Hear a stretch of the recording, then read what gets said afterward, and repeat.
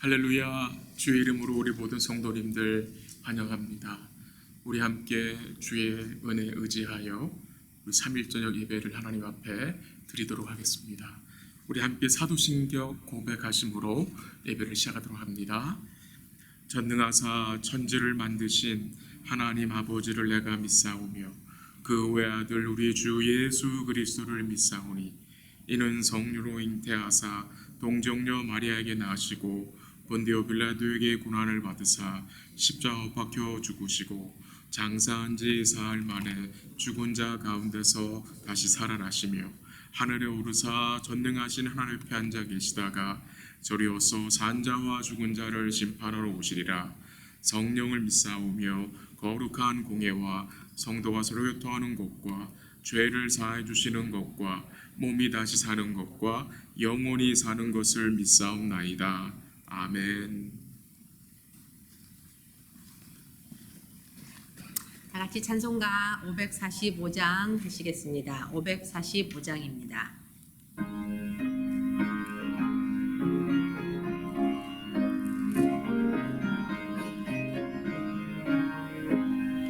이 눈에 아프신 간이 되어도 믿음만을 가지고 선을 걸으며 이 귀에 아무 소리 아니 들려도 하나님의 약속이 소리라. 걸어가세 믿음 위에 서서 나가세 의심 버리고 걸어가세 믿음 위에 서서 눈과 귀에 아무 생각 없어도 이 눈이 보기에는 어떠하든지 이미 아는 증거대로 늘 믿으며 이 맘에 의심 없이 살아갈 때에 우리 소원 주 안에서 이루리. 걸어가세 믿음 위에 서서 나가세 의심 버리고 걸어가세 믿음 위에 서서 눈과 귀에 아무 생각 없어도 주님의 거룩한 을 두고 맹세한 주 하나님 아버지는 참 믿는다. 그 귀한 모든 약속 믿는 자에게 능치 못할 무슨 일이 있을까. 걸어가세 믿음 위에 서서 나가세 의심 버리고 걸어가세 믿음 위에 서서 눈과 귀에 아무 생각 없어도. 아멘. 419장 하시겠습니다. 419장.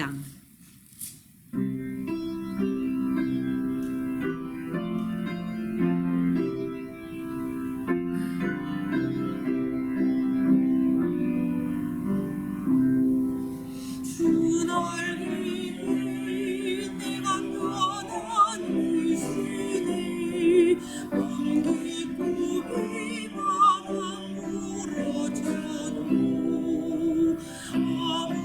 아버지께서 날 지켜주시니 거기서 편안히 쉬리로다. 주 날개 편안하다. 그 사랑 끈을 잡으려 주 날개 믿으시는 영혼이 거기서 살리.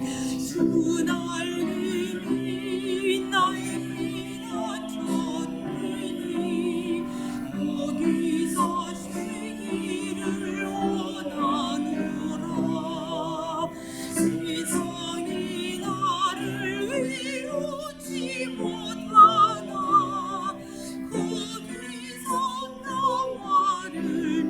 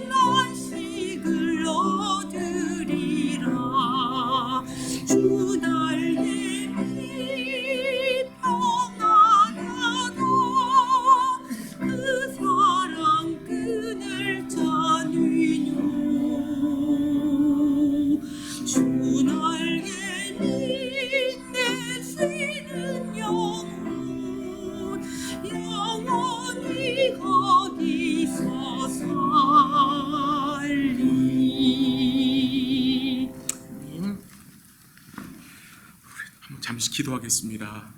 하나님 아버지 감사합니다. 우리의 기쁨이 되시는, 우리의 즐거움의 근원이 되시는 우리 주님을 바라봅니다. 주님 안에 영원한 기쁨이 있고 충만한 즐거움이 있다고 말씀하셨습니다. 우리가 이 땅에 살면서 주님을 기쁨으로 여기며 주를 기뻐함으로 힘을 얻고 주의 힘을 의지하여 살아가는 복된 삶이 되기를 기도합니다.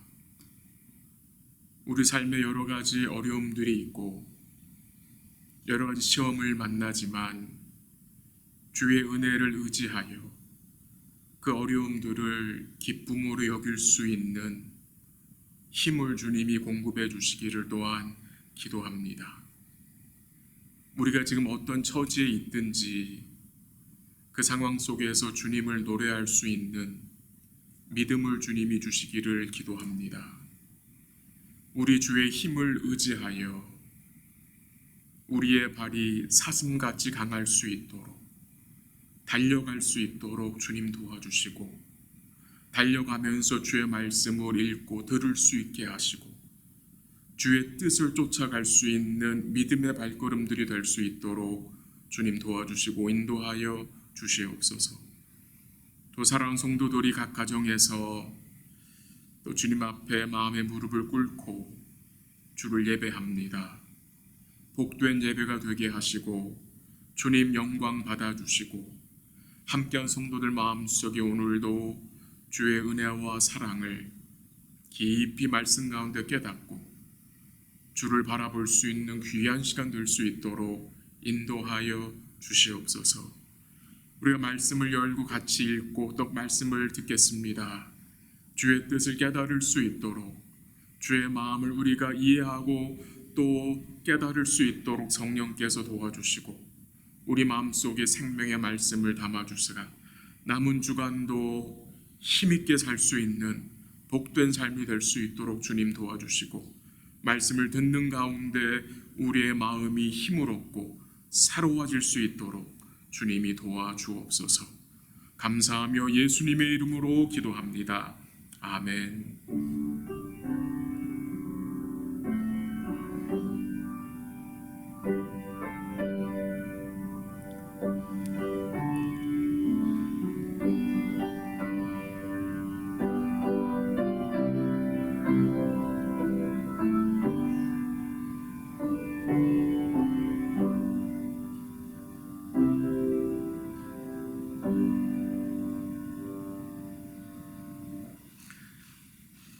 함께 하나님 말씀 보도록 하겠습니다. 하나님 말씀은 고린도전서 1장 1절에서 9절까지입니다. 고린도전서 1장 1절에서 9절까지.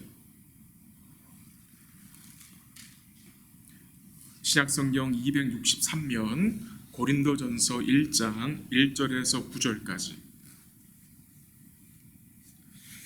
하나님 말씀을 한 절씩 교독하도록 하겠습니다.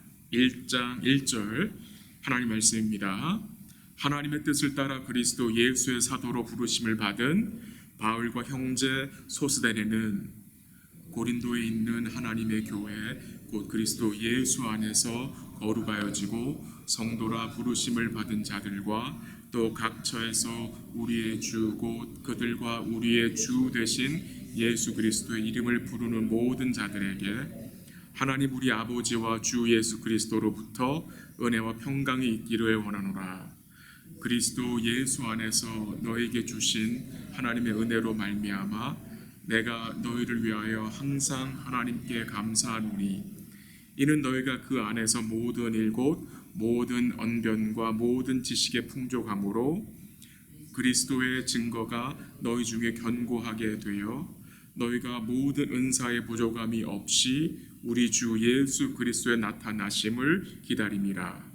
주께서 너희를 우리 주 예수 그리스도의 날에 책망할 것이 없는 자로 끝까지 견고하게 하시리라. 같이 하죠. 너희를 불러 그의 아들 예수 그리스도 우리 주와 더불어 교제하게 하시는 하나님은 미쁘시도다. 아멘. 오늘은 제가 지난 주일에 광고 드린 대로 고린도전서를 잠시 소개를 하고 오늘 우리 함께 읽은 이 오늘 본문 말씀을 잠시 생각해 보도록 하겠습니다. 고린도전서는 사도 바울이 고린도 교회에 보낸 편지입니다. 이 고린도 교회는 사도 바울이 그의 2차 전도 여행 시에 설립된 교회입니다. 그 바울의 2차 선교 여행에 대한 내용은 사도행전 16, 17, 18장에 나옵니다. 여러분들이 한번 읽어보시면 도움이 될 것 같은데요. 이 사도 바울이 2차 선교 여행을 빌립보에서 시작을 해서 데살로니가, 베레야, 그리고 아덴, 그리고 이제 고린도로 오게 되었습니다. 고린도 교회가 어디에 있습니까, 여러분? 너무 어렵게 생각하지 마세요. 고린도에 있습니다. 고린도 교회는 고린도에 있는데 그 자세한 위치는 제가 설명을 드리지 않겠고요. 이 사도 바울은 고린도 지역에서 약 1년 6개월 동안 스테이하면서 말씀을 증거했습니다. 그리고 1년 반 후에 그 지역을 떠나 이제 에베소로 가서 에베소에서 복음을 전했고요. 그가 고린도를 떠난 약 5년 후에 바울이 이 고린도 전서를 이제 기록해서 이제 교회에 보낸 것입니다. 이 바울이 2차 전도 여행 시에 이제 아덴을 떠납니다. 거의 아덴에서 쫓겨나다시피 한 거로 생각할 수도 있습니다. 그리고 도착한 곳이 바로 고린도입니다. 근데 그 당시에 로마의 황제 글라우디오가 유대인들에게 추방령을 내려서 로마에 살고 있던 모든 유대인들이 흩어지게 됩니다. 그 추방령으로 인해서 쫓겨난 유대인들 중에 아굴라와 브리슬라라는 부부도 포함이 되는데 이 부부가 고린도로 피난해 와서 천막 만드는 일을 하면서 생기를 유지했는데 바울이 고린도에 와서 이 아굴라와 브리스길라 부부를 만나게 된 것입니다. 참으로 놀라운 섭리입니다. 바울은 아덴에서 거의 쫓겨나다시피 도망와서 고린도로 왔고 이 아굴라와 브리스길라 부부도 어떻게 된 겁니까? 고린도로 오고 싶어서 온 게 아니라 로마에서 쫓겨나서 추방령이 내려서 피난 가다가 난민처럼 고린도에 오게 됐는데 거기서 바울과 이제 만나게 되는 것입니다. 그리고 바울과 아굴라 부부가 만나서 이 고린도 지역에 뭐가 생깁니까? 고린도 교회가 개척이 되는 것입니다. 고린도에서 바울이 예수는 그리스도다 밝히 증거했습니다. 그때 유대인들의 이 반발이 굉장히 심했습니다. 유대인들이 바울을 비방하고 그 다음에 대적했습니다. 이 교회가 세워지는 처음 과정에서 굉장히 큰 어려움들이 있었습니다. 왜 유대인들이 바울이 증거한 복음을 싫어했습니까? 왜 예수가 그리스도라는 것을 밝히 증거하는데 그것을 대적했습니까? 그 이유는 유대인들에게 예수는 어떤 자입니까? 십자가에 못 박혀 죽은 범죄자였기 때문입니다.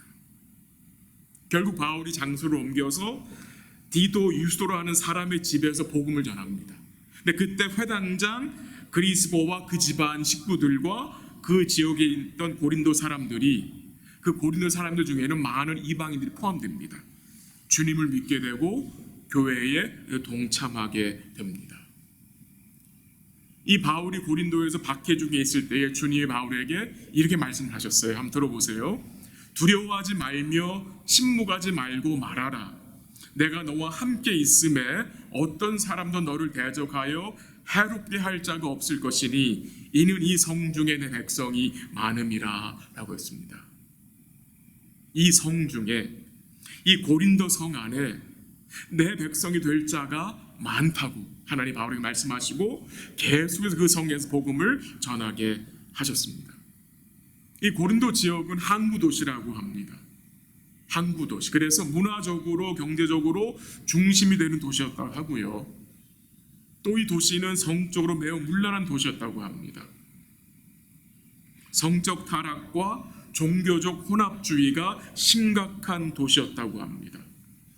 그 도시에는 신전이 있었고 그 신전 안에는 사제들이 있어서 창녀들이 있어서 거기서 우상을 섬기며 창녀들과 관계를 맺어야 그들의 신으로부터 힘을 얻고 생식의 능력을 받는다고 믿었다고 합니다. 그래서 그 당시 고린도인까지 산다는 경험이 있는데 그 말은 아주 성적으로 문란하다는 뜻이라고 합니다. 또 이 고린도 사람들은 영혼은 아주 중요하게 여겼지만 육신은 아주 천하고 속된 것으로 생각한 자들입니다. 그 당시 이단이었던 영지주의의 영향을 받은 것입니다. 영혼은 구원받았으니 이제 우리의 몸을 가지고 우리는 무엇으로 상관이 없다라고 잘못된 생각을 가지고 있던 것입니다. 오늘 본문은 아니지만 한번 가볼까요? 고린도전서 6장 한번 가보십시오.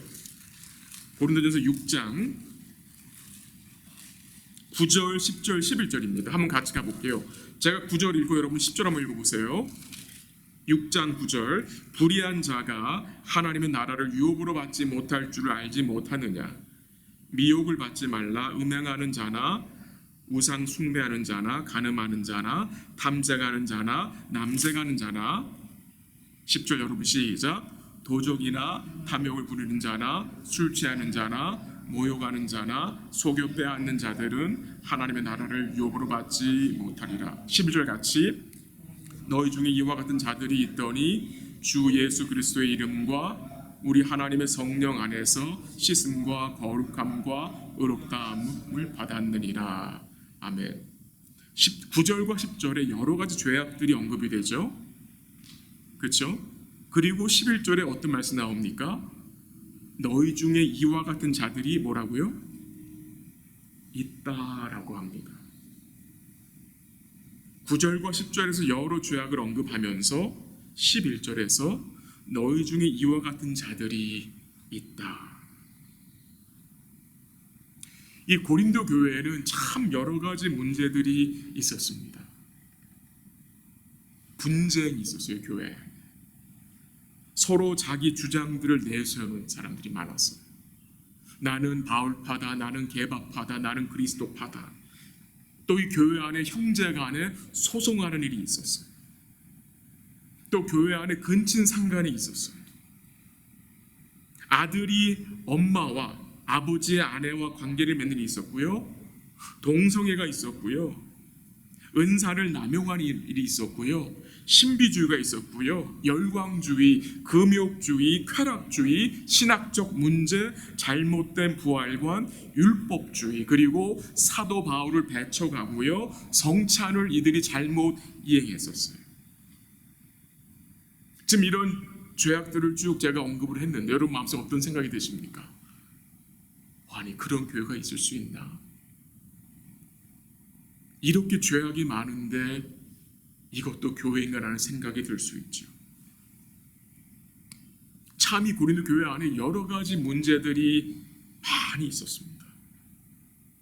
근데 우리가 고린도전서를 보면서 우리가 이제 살펴야 할 것은 이 고린도 교회 모습에서 또 우리는 우리의 모습을 볼 수 있습니다. 우리의 죄악을 볼 수 있고 또 주의 은혜로 그 죄악을 깨닫고 돌이킬 수 있는 그런 시간도 되었으면 좋겠습니다. 또 이 고린도전서는 이 고린도 교회 성도들이 질문한 내용에 대해서 사도 바울이 답변을 준 것입니다. 이 고린도 교회 성도들이 여러 가지 주제들에 대해서 사도 바울에게 질문을 했어요. 결혼에 대한 거, 독신에 대한 거, 우상의 제물에 대한 거, 신령한 것에 대해서 또 연보 드리는 것에 대해서 여러 가지 질문을 했는데 그 질문에 대해 사도 바울이 뭐 한 거예요?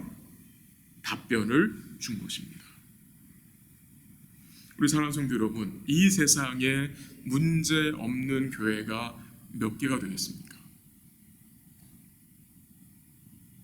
문제 없는 교회는 이 세상에 단 하나도 존재하지 않습니다. 연약하고 불완전한 인간들이 모여 형성하는 하나님의 공동체에는 문제들과 어려움들이 있습니다. 우리 교회도 복된 주님의 교회이지만 문제가 있습니다. 많은 사람들은 문제없는 교회가 좋은 교회라고 생각하고, 교회에 조금만 문제가 있으면 사람들은 문제없는 교회를 찾아가려고 합니다. 물론 그렇게 하는 것도 이해가 됩니다. 그러나 이 세상에는 문제없는 교회는 존재하지 않습니다. 우리 사랑 성도들은 문제없는 가정이 있습니까? 문제없는 인생이 있습니까? 우리 성도들 중에 마음에 짐이 없는 성도들이 있습니까? 기도 제목이 없는 교회, 기도 제목이 없는 가정, 기도 제목이 없는 인생 여러분 있습니까? 우리는 다 문제들을 가지고 있습니다. 교회적으로, 가정적으로, 또 내 개인을 포함해서. 근데 중요한 것은 그 문제 자체가 아니라 그 문제에 대해서 우리가 어떻게 반응을 하고, 우리가 말씀 안에서 어떠한 복음의 가치관을 가지고 살아가느냐, 이것이 중요한 것 같습니다. 이 사도행전에 나오는 교회가 있습니다. 예루살렘 교회입니다. 많은 사람들이 이 예루살렘 교회를 성경에 나오는 교회 중 가장 이상적인 교회라고 생각합니다. 사도의 가르침을 받아 서로 교제하며 떡을 떼며 오로지 기도하기에 힘쓴 교회였고, 전도하는 일에 열심을 낸 교회였습니다. 근데 그 예루살렘 교회가 문제가 없었습니까, 여러분? 문제가 있었습니다. 어떤 문제가 있었습니까, 예루살렘 교회에? 한 가지 예를 들어드리면 사도행전 6장에 보면요, 이 예루살렘 교회에 이 헬라파 유대인 과부들이 구제하는 일에서 제외돼서 히브리파 유대인들을 원망한 사건이 나옵니다. 아마 여러분 기억하실 것입니다. 이 헬라파 유대인 과부들은 어떤 분들이냐, 그 당시 예루살렘을 떠나서 다른 나라에서 흩어져 살다가 다시 예루살렘으로 돌아온 자들을 헬라파 유대인이라고 합니다. 그 헬라파 유대인들 중에 과부들이 있었습니다. 그리고 히브리파 유대인들은 예루살렘을 떠나지 않고 끝까지 예루살렘 땅에 남아 살던 자들입니다. 근데 교회에서 이 구제를 하는데 이 헬라파 과부들을 제외하고 음식과 물품을 나눈 것입니다. 그래서 헬라파 유대인들이 히브리파 유대인들 뭐 한 거예요? 교회 안에서 원망을 한 것입니다. 그때 이 사도들이 이 문제를 어떻게 해결했습니까? 여러분 혹시 기억나십니까? 지금 이 헬라파 유대인들과 히브리파 유대인들에 있는 이 담, 이 분리된 그 지금 이 관계를 이 사도들이 어떻게 해결해냈습니까? 사도들이 히브리파 과부들, 히브리파 유대인들 찾아가서 부탁했습니까? 우리 성도님들, 그 구제하실 때 꼭 헬라파 과부들에게도 음식과 물품들 전해주세요라고 부탁을 했습니까? 부탁하지 않았습니다. 왜 그렇게 하지 않았을까요, 여러분? 사도들은 이 문제의 본질을 파악한 것입니다. 왜 히브리파 유대인들이 헬라파 과부들에게 구제 물품을 매일같이 주지 않았을까요? 잊어버려서 그런 건가요? 그들은 알고 있었을 것입니다. 알고 있었지만 제외한 것입니다. 사도들은 이 교회의 본질을 파악한 거고요. 단순히 이것은 잊어먹고 주지 않은 것이 아니라 이 헬라파와 이 히브리파 사이에 보이지 않는 담이 있음을 깨닫게 된 것입니다. 여러분 결국 이 사도들이 어떻게 합니까? 처음에는 사도들이 이 구제하는 일에 참여해서 같이 했어요. 그들의 해결책은 사도들이 구제하는 일을 그칩니다. 본인들은 빠집니다. 뭐 하려고? 하나님의 말씀을 제쳐놓고 우리가 이 일을 한 것을 잘못된 것이라고 생각하고 거기서 빠집니다. 그리고 사도들은 하나님의 말씀을 준비하고 기도하는 일에 몰두하겠다고 하고요. 그 대신 7명의 성령 충만한 집사들을 세워서 그들로 이 일을 동참하게 합니다. 이 교회 안에 있던 문제를 해결하는데 해결책이 무엇이었습니까? 히브리파 유대인들에게 구제를 할 때 좀 잘 빠뜨리지 말고 잘하세요라고 말한 것이 아니라 하나님의 말씀을 이 사도들이 신실하게 준비하여 선포하고 또한 기도함으로 이 성도들의 삶에 복음이 내면화될 수 있도록 한 것입니다. 왜 히브리파 유대인들이 헬라파 유대인들을 제껴놓은 것입니까? 복음이 내면화되지 않았기 때문입니다. 그들의 생각이, 그들의 가치관이 복음적이지 않았기 때문입니다. 그래서 사도들이 구제하는 일을 접고 자기들은 말씀을 준비해서 선포하고 기도하는 일에 힘쓰겠다고 빠진 거예요. 문제의 본질을 본 것이었습니다.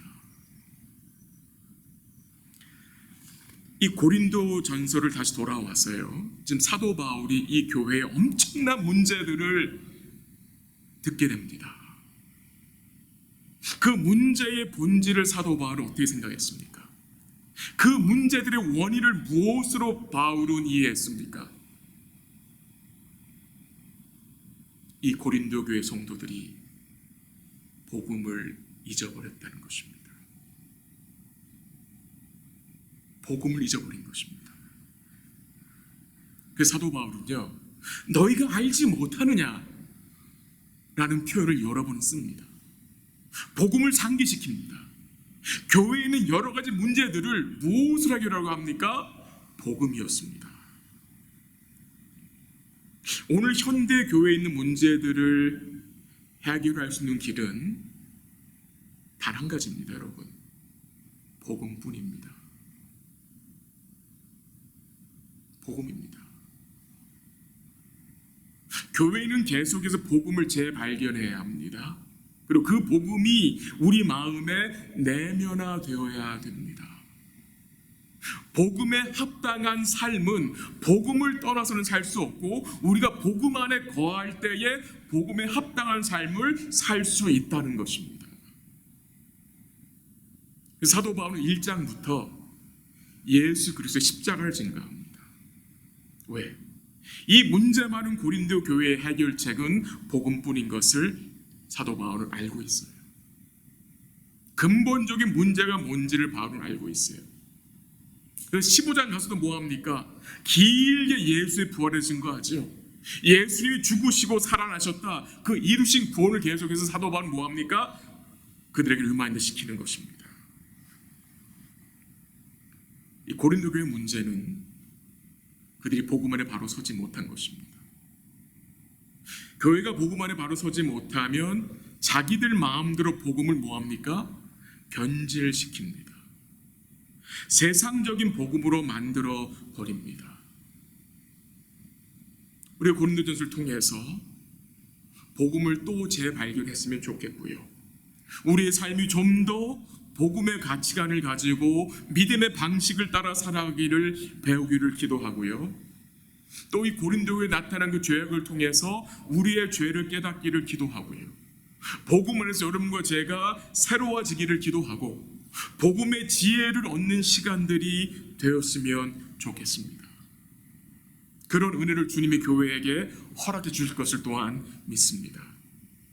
오늘 우리가 읽은 1장 1절에서 9절의 내용은요, 고린도 전서의 서러운 부분을 우리가 이해할 수 있습니다. 오늘 본문 1절 말씀 어떻게 시작이 됩니까? 하나님의 뜻을 따라로 시작이 됩니다. 바울은 하나님의 뜻을 강조하고 있죠. 하나님의 주권을 내세우고 있습니다. 바울이 그리스도의 예수의 사도가 된 것이 사람의 뜻이 아니라 하나님의 뜻으로 하나님의 주권적인 부르심의 결과였음을 증거합니다. 그리고 2절에 보면은 1절에서는 하나님의 뜻에 대해서 언급하고 2절에서는 하나님의 교회라는 단어 언급이 됩니다. 4절에서는 하나님의 은혜라는 말씀이 나옵니다. 하나님의 은혜. 그리고 9절에서는 하나님은 미쁘시다. 하나님 미쁘심에 대해서. 이런 내용들이 요 오늘 본문의 약간 주제가 되는 중요한 내용이라는 말씀을 드립니다. 사도 바울은 고린도 교회 소식을 들었습니다. 그 교회 안에 있는 여러 가지 복잡한 문제들에 대해서 들었습니다. 근데 그는 절망하지 않았습니다.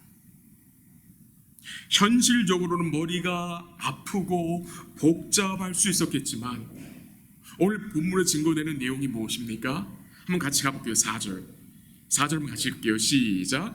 그리스도 예수 안에서 너에게 주신 하나님의 은혜로 말미암아 내가 너희를 위해 항상 하나님께 감사하노니. 바울이 뭐하고 있습니까? 바울이 고린도 교회 문제를 다 들었어요. 그리고 가장 먼저 나온 곳이 무엇입니까? 감사였습니다. 저는 이게 너무 놀라워요. 아니 어떻게 고린도 교회의 문제와 어려움과 그 죄악들을 듣고 감사할 수 있을까? 이게 어떻게 가능한 건가? 그 교회에 있는 분쟁에 대한 일을 듣고 근친상관, 금욕주의, 신학적인 문제, 이단들의 이단이 나타나고 신비주의가 나오고 여러 가지 참 복잡한 상황에 있는 교회인데 그 교회에 대해서 사도 바울이 무엇을 말합니까? 감사한다고 합니다. 무엇을 감사한다고 합니까? 4절에. 그 감사하는 이유가 무엇입니까? 그리스도 예수 안에 너에게 주실 하나님의 무엇으로 말미암아? 은혜로 말미암아 내가 너희를 위하여 항상 감사한다. 바울은 그냥 감사하는 게 아니에요. 지금 바울은 이 고린도 교회의 문제가 해결될 거를 믿어서 감사한 게 아니라 왜 감사합니까? 그리스도 예수 안에 너에게 주신 하나님의 은혜를 인하여 감사한다고 합니다. 하나님이 고린도 교회에 이미 주신 은혜가 있다는 거예요. 그 은혜로 인하여 바울은 뭐 한다고요? 감사한다고 합니다. 우리 성도님들에게 묻습니다. 우리 성도님들은 우리 교회로 인하여 감사하십니까? 왜 우리가 감사할 수 있습니까? 문제가 없었습니까? 그게 아니라 그리스도 예수 안에서 우리에게 주신 하나님의 은혜가 있기 때문입니다. 놀라운 사실은 사도 바울은 그리스도 예수를 통해서 하나님의 은혜가 고린도 교회에 임한 것, 그 은혜가 임했다는 사실을 이 성도들이 이해하고 깨달을 때에 그들의 문제가 해결되는 것의 시작인 것입니다. 사도 바울은 그 문제 많은 고린도 교회에 임한 하나님의 은혜를 확신했기 때문에 감사할 수 있었습니다. 그리고 그 문제 많은 고린도 교회를 2절에서 뭐라고 부릅니까, 여러분? 2절에서 고린도에 있는 문제 많은 교회라고 불렀습니까? 뭐라고 불렀습니까? 고린도에 있는 하나님의 교회라고 불렀습니다. 그 문제투성이었지만, 그 문제 덩어리였지만 이 교회를 사도 바울은 하나님이 예수님을 통해서 불러 구원하여 내신 주의 은혜가 임한 하나님의 교회임을 믿었기 때문에 그가 감사할 수 있었던 것입니다.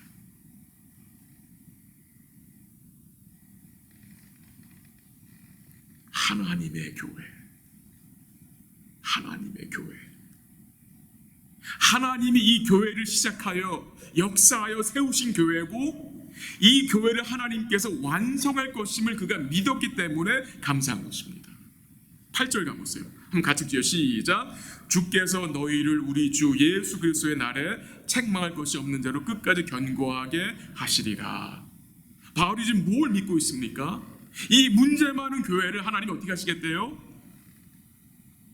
주 예수의 날에 책망할 것이 없는 교회로 끝까지 견고하게 하시겠대요. 그것을 믿는 거예요. 왜?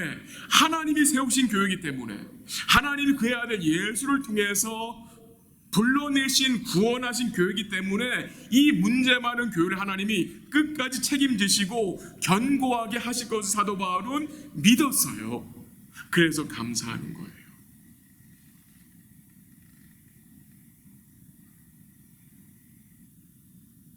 이것이 지금 사도 바울의 고백입니다. 여러분과 저에게는 책망할 것이 없나요? 많이 있습니다. 우리에게도 책망할 부분들이 많이 있는데 주님 뭐 하시겠대요? 부족한 우리를 우리 주님이 끝까지 견고하게 세우실 것을 약속하신다는 거예요. 바울이 뭘 알고 있습니까? 이 문제 많은 고린도 교회를 하나님은 뭐 하지 않는다? 포기하거나 버리지 않는다는 사실을 그는 알고 있었어요. 그리고 이 교회를 주님이 끝까지 붙드셔서 하나님의 영원한 영광에 참여시킬 것을 사도 바울은 뭐예요? 알고 있었어요. 그게 하나님의 은혜라는 거예요.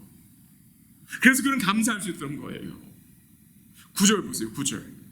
너희를 불러 그의 아들 예수 그리스도 우리 주와 더불어 교제하게 하신 하나님은 미쁘시도다. 사도 바울은 하나님의 미쁘심을 기억하고 있어요. 이 문제 덩어리 교회를 하나님이 견고하게 세우실 수 있는 이유가 무엇입니까? 하나님의 미쁘심 때문입니다. 하나님의 미쁘심, 하나님의 신실하심 때문에, 하나님의 진실하심 때문에 하나님이 끝까지 이 교회를 붙드셔서 책망할 것이 없는 교회로 세우시겠다는 그 약속을 바울은 바라본 겁니다. 인간적인 생각으로는, 바울의 인간적인 입장에서는 이 고린도 교회를 생각하면 마치 살얼음 위를 걷는 것 같이 아슬아슬하고 불안할 수 있습니다. 그러나 사도 바울은 뭘 기억하고 있습니까? 이 고린도 교회의 구원이 하나님의 미쁘심과 예수님의 이루심 안에 달려 있음을 그는 믿고 하나님께 감사한 것입니다. 우리 교회가 하나님의 미쁘심과 그리스도의 이루신 구원에 달려 있는 거 아닙니까, 여러분? 그것을 믿기 때문에 우리가 인내하며 기도하는 거 아닙니까, 여러분? 본문 2절 한번 가보세요. 다시 2절. 2절 한번 다시 읽을게요. 고린도에 있는 하나님의 교회 곧 그리스도 예수 안에서 거룩하여지고 성도를 부르심을 받은 자들과 또 각 처에서 우리의 주 곧 그들과 우리 주 되신 예수 그리스도 이름을 부르는 모든 자들에게. 지금 2절 말씀에 사도 바울이 이 고린도의 성도들을 뭐라고 말하고 있습니까? 하나님께 부르심을 받은 자들이라고 말합니다. 부르심을 입었고 그리스도 안에서 거룩하여진 자들이라고 합니다. 지금 바울은 이 성도들의 영적 정체성을 상기시켜 주는 것입니다. 바울은 자기 자신만 하나님 뜻 가운데 부르심 받은 자가 아니라 이 문제 많은 고린도 교회 성도들도 하나님의 뜻대로 부르심 받은 자들이라고 증거하고 있는 것입니다. 하나님 이들을 불렀다는 거죠. 그리고 이들을 성도라 부르셨대요. 성도. 이 성도란 말이 무슨 말입니까? 거룩한 자란 말인데 이 성도라는 말은 구별된 자라는 말입니다. 구별된 자.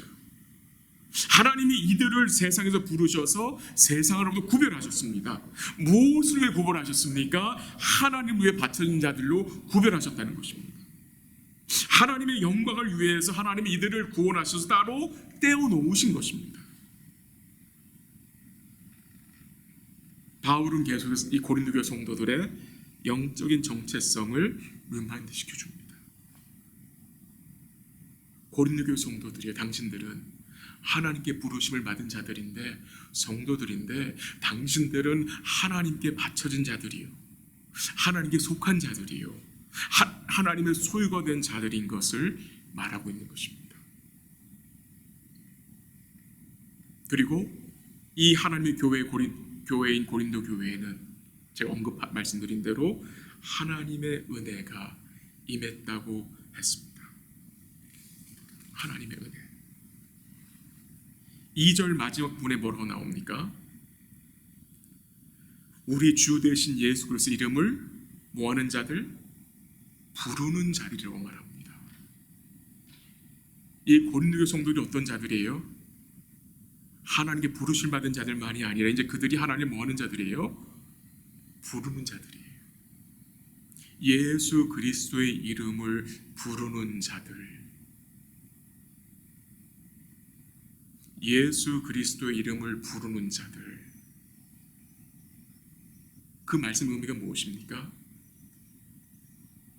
이제 당신들은 예수 그리스도를 부르는 자들, 곧 그리스도를 의뢰하는 자들이라는 말입니다. 이제 당신들은 그리스도에게 모든 것을 맡기는 자들이라는 말입니다.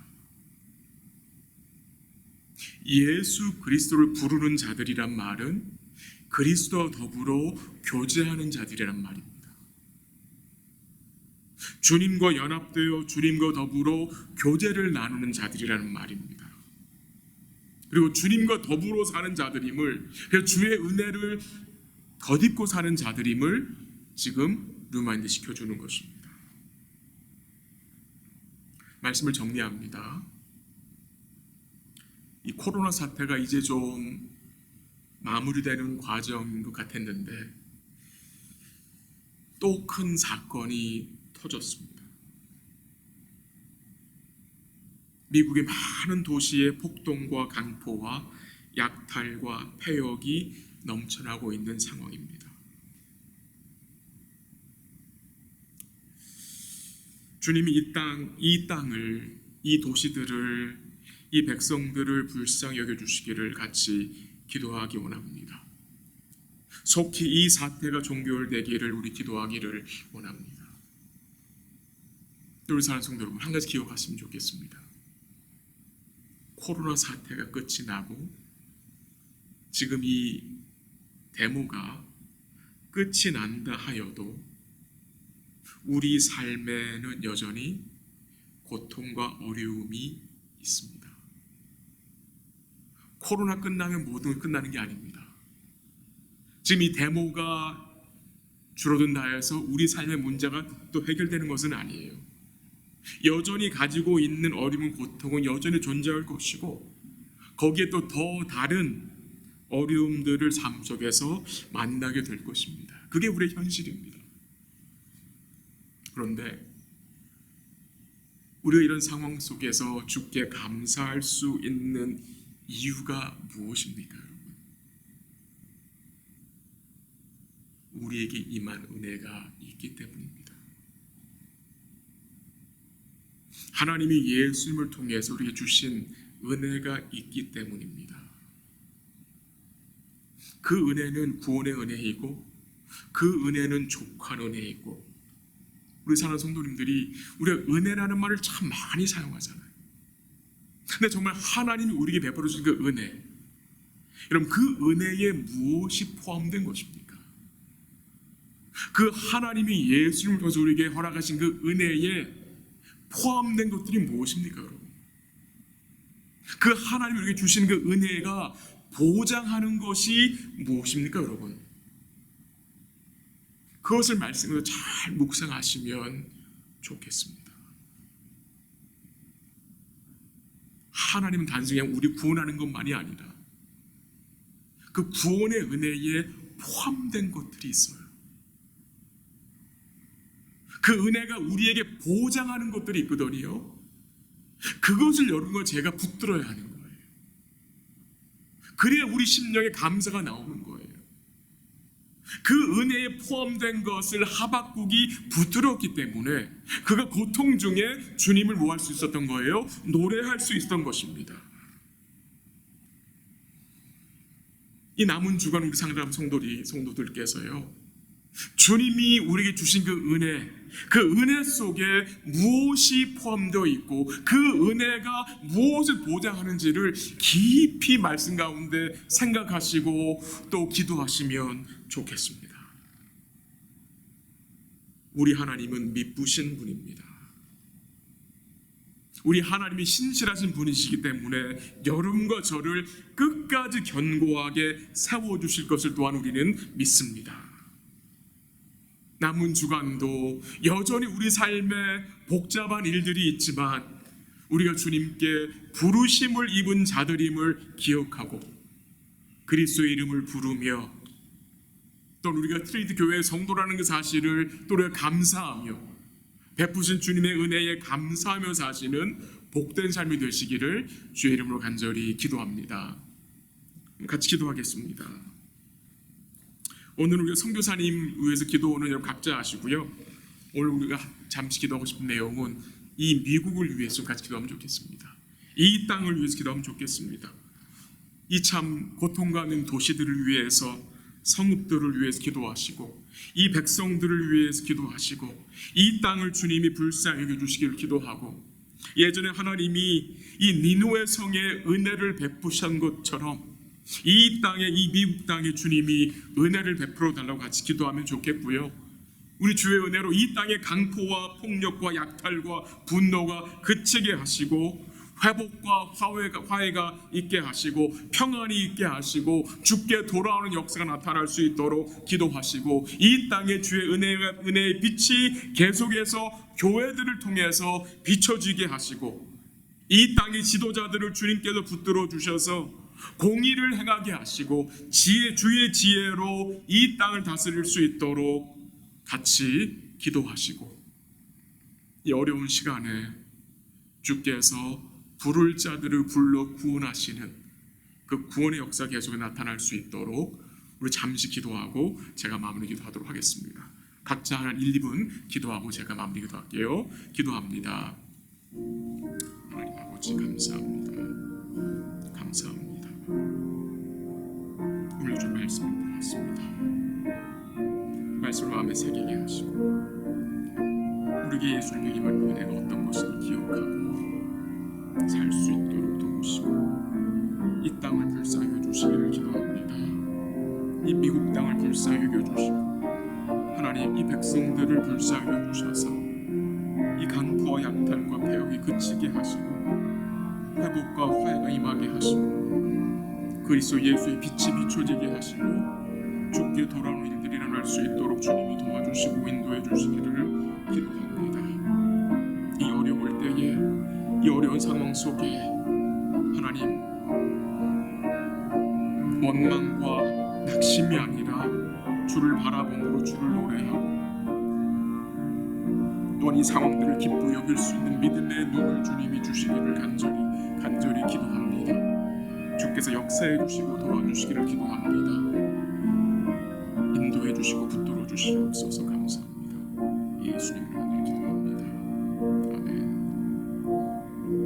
하나님 아버지 감사합니다. 오늘 주의 말씀을 같이 나누었습니다. 오늘 6월달 한 달 동안 고린도전서를 읽고 묵상합니다. 주께서 이 말씀 가운데 우리로 주의 복음을 다시 발견하게 하시고 우리의 마음이 복음으로 변화되게 하시고 또 우리 속사람의 말씀으로 강건하여지고 주의 은혜와 긍휼로 우리 심령이 충만할 수 있도록 주님 도와주시고 우리의 삶이 복음에 합당한 삶으로 나아갈 수 있도록 주님 도와주시고 인도하여 주시옵소서. 우리 역시 부족하고 연약합니다. 그러나 우리 하나님께서 예수님을 통해서 은혜를 베풀어 주셨습니다. 그 은혜가 무엇인지 우리로 깊이 생각하게 하시고 그 은혜에 포함된 것이 무엇인지, 그 하나님이 베푸신 그 은혜가 보장하는 것이 무엇인지 말씀 가운데 깊이 우리가 깨닫고 묵상할 수 있도록 도와주시기를 기도합니다. 하나님이 우리를 불러주셨고 이제 예수님을 부를 수 있는 복된 자들이 되었습니다. 주의 이름을 신실하게 부르며 살게 하시고 우리 삶 속에 주를 의지하며 주의 힘을 의지하며 살게 하셔서 우리가 만나는 모든 그 상황들을 기쁘게 여길 수 있도록 주님이 도와주시고 주께서 베푸신 그 은혜로 인하여 우리가 주께 감사하며 사는 복된 삶이 될 수 있도록 주님 도와주시옵소서. 이 땅을 주께서 불쌍히 여겨주시고 성읍들을 불쌍히 여겨주시고 이 땅의 백성들을 주님 국리를 여겨주시사 강포와 약탈과 이 모든 것들을 그칠 수 있도록 도와주시고 그들이 하나님을 알 수 있도록 주님께서 구원의 빛을 비추어 주시기를 기도하고 이 모든 일들을 통해 주님께 돌아온 자들이 생기게 하시고 우리 주 예수의 그 사랑의 빛이 비춰질 수 있도록 주님 역사하시고 인도하여 주시옵소서. 하나님 아버지, 속히 이 일이 맞춰질 수 있도록 주께서 은혜 베풀어 주시고 교회들이 기도하게 하시고 주의 사랑 나누며 복음 나눌 수 있도록 하나님 역사하시고 인도하여 주시옵소서. 또 이번 일로 인해서 많은 사람들이 고통 가운데 있습니다. 어려운 가운데 있습니다. 주께서 그들을 위로하시고 어렵고 힘들 때에 그들이 주께 소망을 둘 수 있도록 우리 주의 성령께서 역사하시고 그들이 주님을 바라볼 수 있도록 하나님께서 은혜를 내려 주옵소서. 우리 사랑하는 성도들을 가정들을 주님께서 붙들어 주시고 어려울 때에 주를 의지하게 하시고 주를 힘으로 붙잡고 살게 하시고 어려운 상황들을 또 기쁘게 여기며 주께 감사함으로 살 수 있는 복된 은혜를 주님이 허락하여 주옵소서. 감사하며 예수님의 이름으로 기도합니다. 아멘. 우리 마지막 찬양 같이 드리겠습니다. 찬송가 210장입니다. 210장.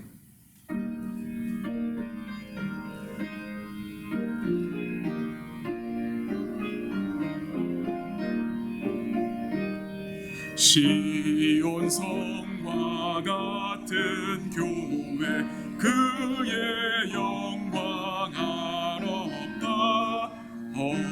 허락하신 말씀대로 주가 친히 세웠다. 반석 위에 세운 교회 흔들 자가 누구랴.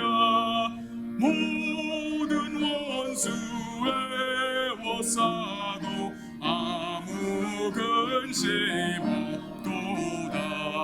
생명샘이 솟아나와 모든 성도 마시니 언제든지 흘러넘쳐 부족함이 없도다. 이런 물이 흘러가니 목마를 자 누구랴. 주의 은혜 풍족하여 넘치고도 넘친다. 주의 은혜 내가 받아 시온 백성 되는 때 세상 사람 비방에도 주를 찬송하리라. 세상 어떤 모든 영광 아침 안개 같으나 주의 자녀 받을 복은 영원 무궁하도다.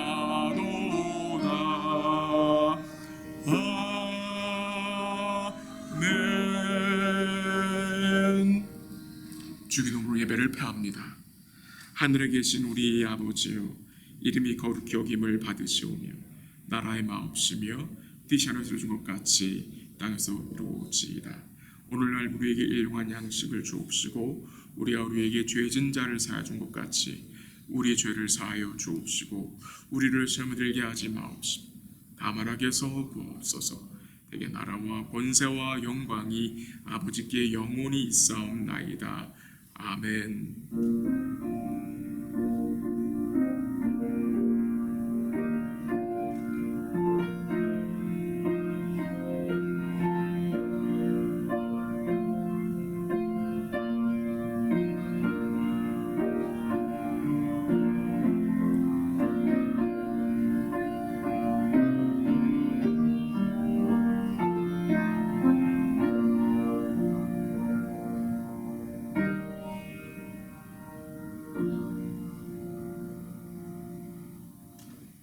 예배를 마쳤습니다. 우리 사랑하는 성도님들, 남은 주간도 우리 주의 은혜 안에서 강건하시기를 간절히 기도합니다. 사랑합니다.